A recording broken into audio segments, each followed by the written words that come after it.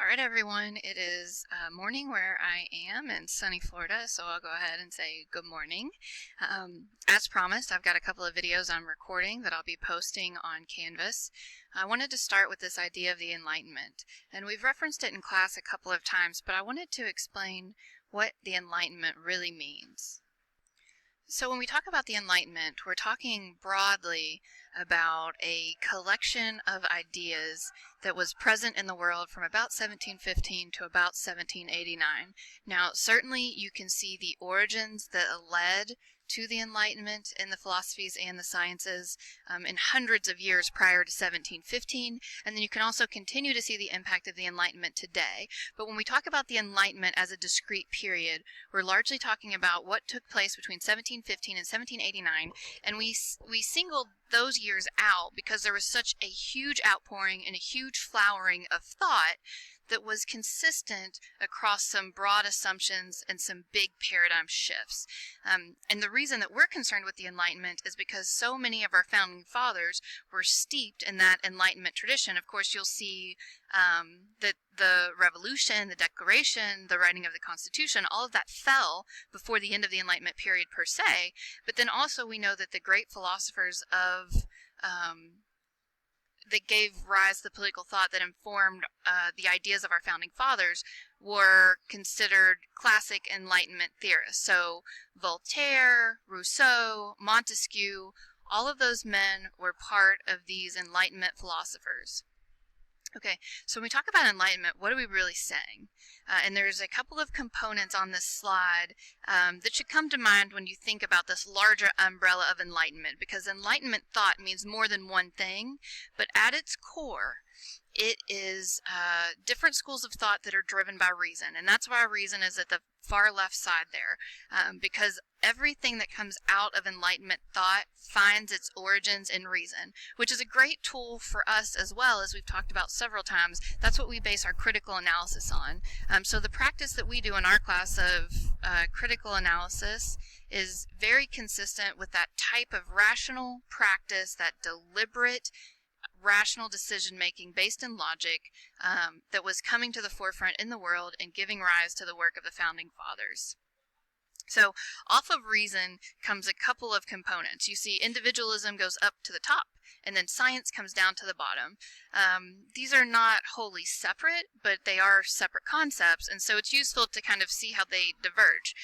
Let's stick with individualism because that is what's going to give rise to our sense of unalienable human rights. And you know that when we talk about the Declaration, we talk about the Constitution, the framers did think that there were certain natural rights that every single person was born with. And of course, we know that there were exceptions, and we know that they were gross, egregious exceptions, but the philosophy underneath it held the sense of individualism.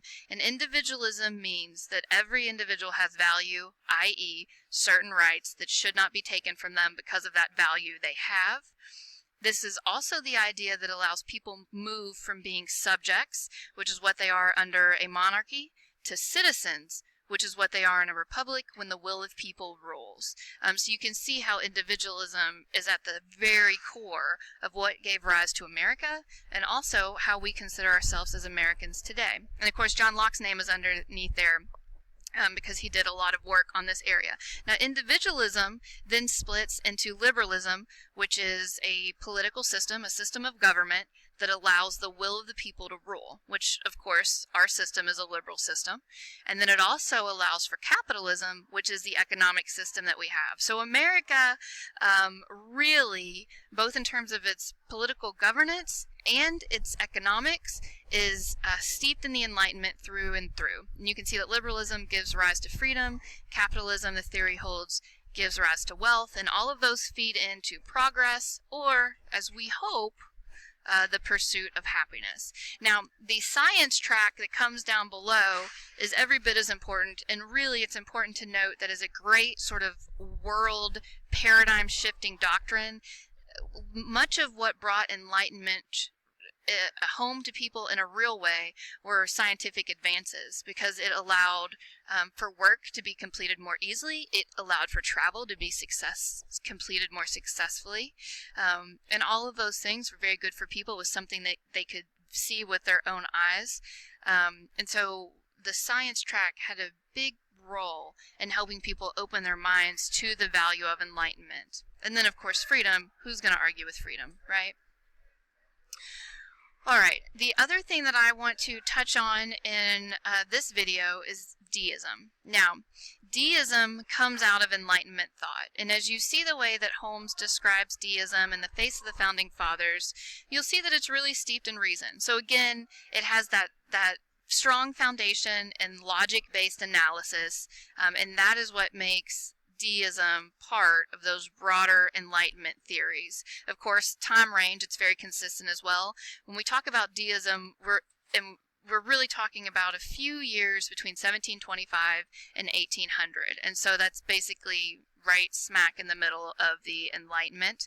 Just as our framers were steeped in the Enlightenment because it was all around the world that they lived in, deism became a very popular movement in these years, and so it was kind of swirling around in the conversations that they were having, the letters they were writing, the philosophers that they were engaging with. And so, as Holmes says, even for our framers who were not deists per se, or who were Christian deists, which is a little bit of a different take on true deism, it still would have had a role in shaping what they understood the world to be, and certainly would have been something on their radar.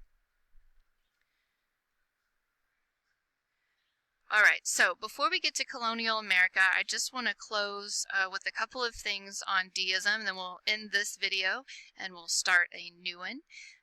Namely, I want to say that deism, as I said, finds its origins in reason, and so as a result, it shies away from the supernatural. And so one of the things that deism holds is that there is no mystical deity. There isn't a Messiah per se. That's a better way to say it. So deism doesn't view a Messiah. Now, deism allows for a broad creator God, and that's probably the God that we see referenced in some of the founding documents. There are a couple of reasons to think that the way that God is used in those documents is referring to this broad creator God, not to a Jesus or a Messiah figure per se. So that's one thing that sets deism apart. Of course, Christianity holds that Christ is the Messiah. So if you're a true deist, you can't also hold that Christ is the Messiah. And so for our framers that were really true deists, they probably were not Christians per se, although we know that all of them were raised in Christian religions, and we know that some of them continued to go through the motions and practice those religions till the day that they died. All of them had Christian burials, for instance. But that notwithstanding, we can probably conclude that there were a lot of social reasons why the framers continued in the patterns of the religions in which they'd been raised, but their philosophy tells us that at least at some point in their political writings, they probably had this view that favored a creator God over a Messiah per se. Now, we know that there were some exceptions there. So, for instance, John Adams, he was a Christian through and through. There's no evidence that he was a true deist, meaning that he ever thought that Christ wasn't divine. But there's lots of evidence that he valued some of the other elements of deism. He just made room for Christ to still be the Messiah in that sense. And so it's important to understand that our framers were not all cut from the same cloth. They were all individuals. And that's something that Holmes, I think, makes very clear as he's contrasting the snapshots that he gives us. All right, I'm going to close this video there, and then we're going to pick up with colonial America.